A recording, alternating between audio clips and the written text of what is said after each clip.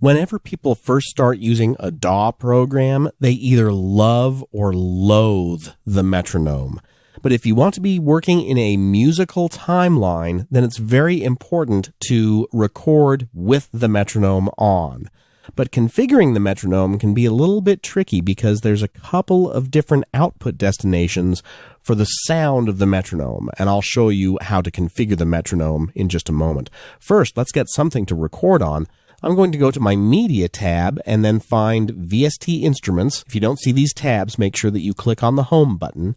Then I'm going to click on VST Instruments, and I'm going to find Groove Agent SE. I'm going to click and drag that over onto the very first measure of my first track. That will load that virtual instrument. Then I'll click on the preset window right here where I can browse through different sounds.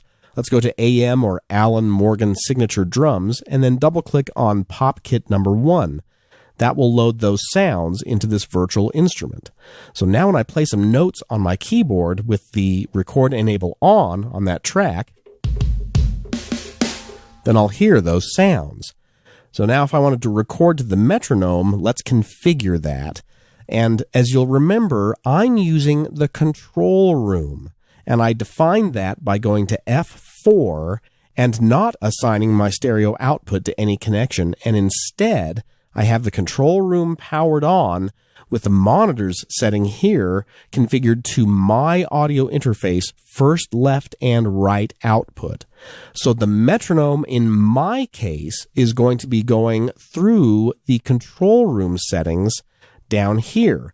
However, if you're not using the control room, then you'll want to make sure that your metronome is configured to play out of the stereo out, which would be defined here by connecting your audio interface's main left and right outputs. But I'm going to set that back the way that it was before, just to show you how this could throw a little monkey wrench into things. So let's close that VST Connections window. Let's Record Enable the Groove Agent track. And now if I come over to the control room settings right here, I have a metronome on and off button right here.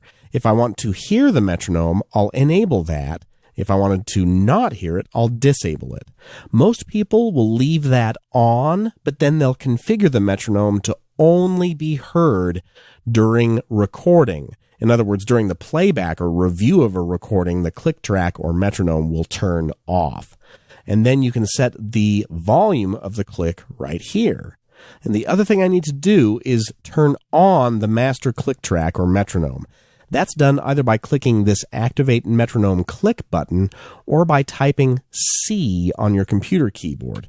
So I'm going to type C, then I'll be able to hear the metronome during the recording. So I'll hit asterisk on my computer keyboard and I'll hear the metronome.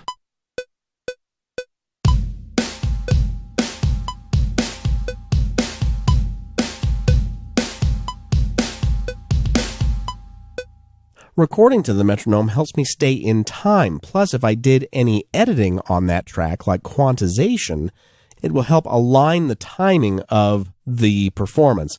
So if I were to set my quantize to 16th notes right now, then type the Q key on my keyboard, it will quantize that to 16th notes. But I'm still hearing the metronome. Why am I still hearing the metronome? Well, that's because it's configured in the metronome window right now to be audible during playback and recording.